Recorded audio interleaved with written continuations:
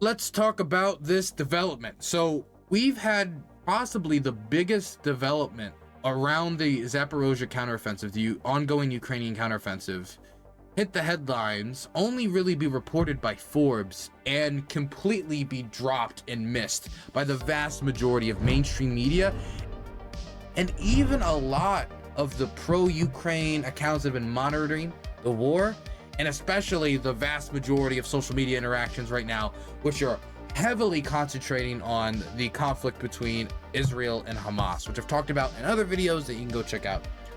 But this right here is a significant development. It's something that the Ukrainians have been working towards for months, and now they finally achieved it. So I want to show you guys, before I explain what just happened, I want to show you guys a map of the Zaporozhye counteroffensive. Let's bring up Deep State Maps. I think they probably have the best open source map for layman's who don't want to get into some weird Google drives to get information that's brand new but usually unconfirmed.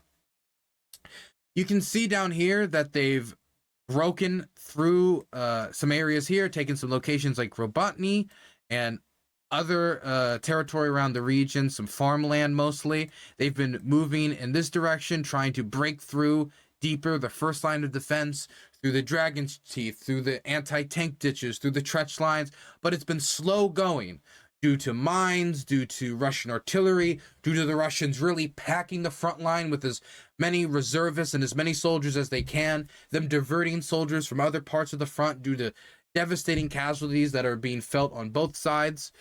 But the Ukrainians have reached a milestone, which is probably the most significant milestone of this counteroffensive.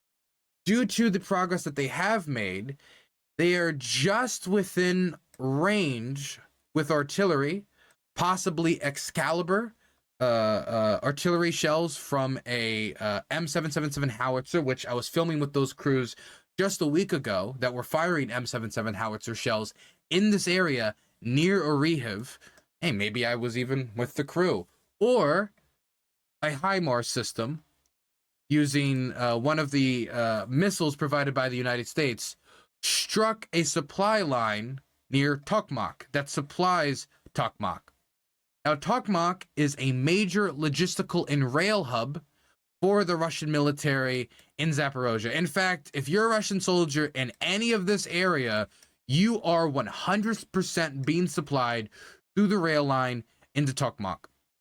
And the Ukrainians have gotten just close enough and pushed the Russians far back enough that they were able to get just within range of it, fire a shell, fire a missile, fire a rocket, whatever it was. We don't know for sure if it was from an M777 howitzer or from a HIMARS system, but they fired some sort of extremely accurate missile or artillery shell from one of these systems. They fired artillery and it hit a train, a ammo train coming into Tokmak. We don't have a lot of footage of it, but we do have this. Короче, у нас доброе утро, блядь. Вот так вот хуярится, блядь.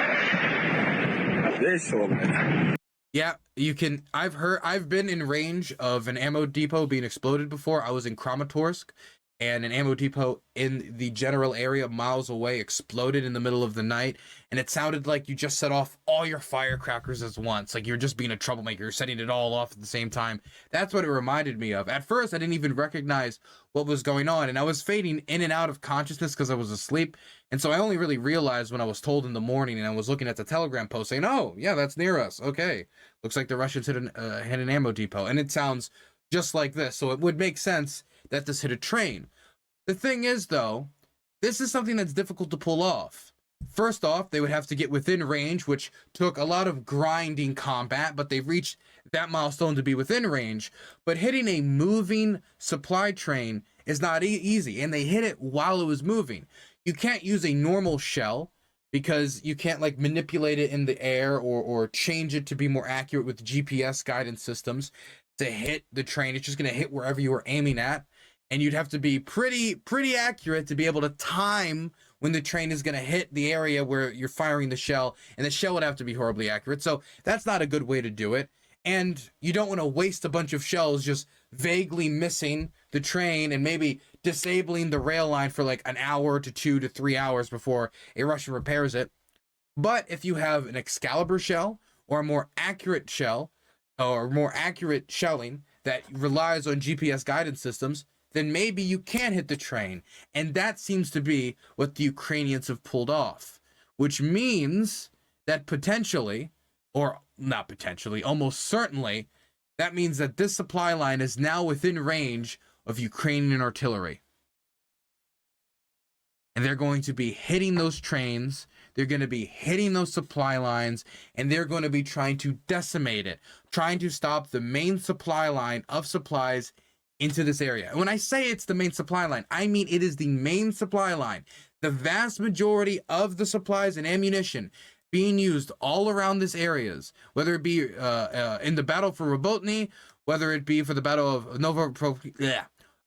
Novoprovivka, whether it be any of the battles that are going on in this area, whether it be up in this direction, any of these areas, this is the main supply hub that is bringing them supplies. So them being able to target the supply line into Tokmak, which is a major location the Ukrainians are pushing towards and trying to capture, which would be the first major victory of the counteroffensive. It would be a major location liberated.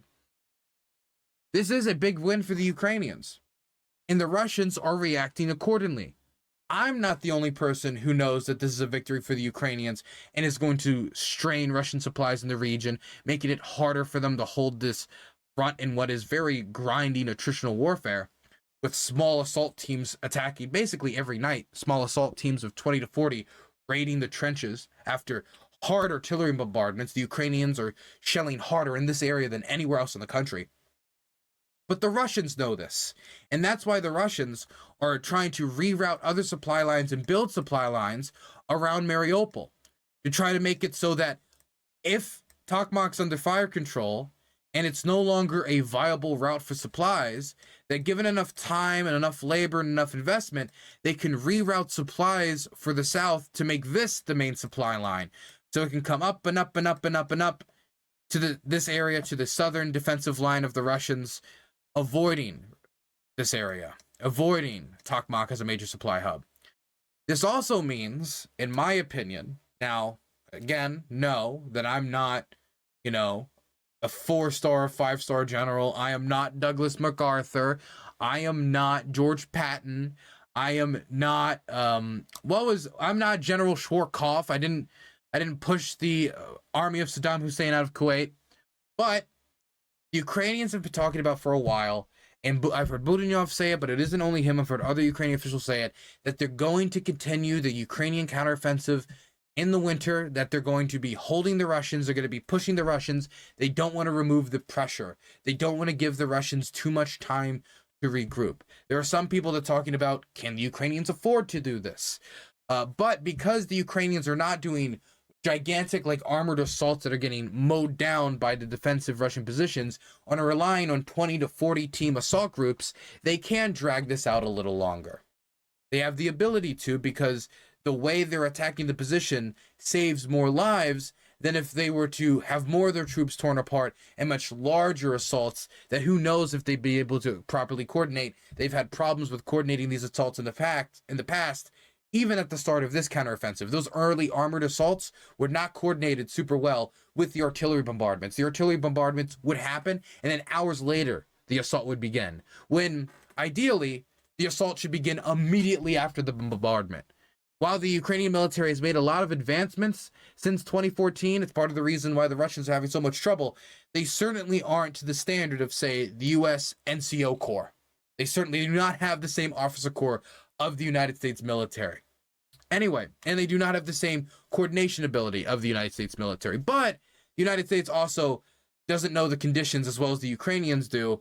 And this is not a war that we have fought in who knows how long. Certainly wasn't the war in Iraq. Certainly wasn't the war in Afghanistan. Certainly wasn't the war in Vietnam. I mean, we don't have anybody in our military in the command positions that have fought wars like this in the 21st century. We have people who have tried to semi-prepare for wars like this, but nobody who's actually fought it outside of war game scenarios. So a lot of times also the Americans, I just, not to spend all this time lambasting the Ukrainian military, the Americans don't have a full understanding of what the conditions are like on the ground here. And that's one of the complaints we've heard from a lot of the returning soldiers, the Ukrainian soldiers that went overseas to try to train, is that the training scenarios that they've done assumed air support. They were done in conditions that they're not fighting in. They're doing a lot of urban combat. Then they're sent over here and they're engaged in assaulting over open fields that extend for miles into trenches, which is very different than urban combat that would have assisted them more in somewhere like Bakhmut and a little bit less in a location like the Tokmak area until you get to the actual city of Tokmak. So where was I? Sorry, I got a little lost there, but I have I'm a nerd about all this stuff. Point is, the Russians are trying to reroute supply lines because this is a major supply hub, and the Ukrainians are going to want to take advantage of this through the winter. And so their previous commitments to continue this counteroffensive, while I didn't 100% know if I believed it or not, I leaned towards believing it.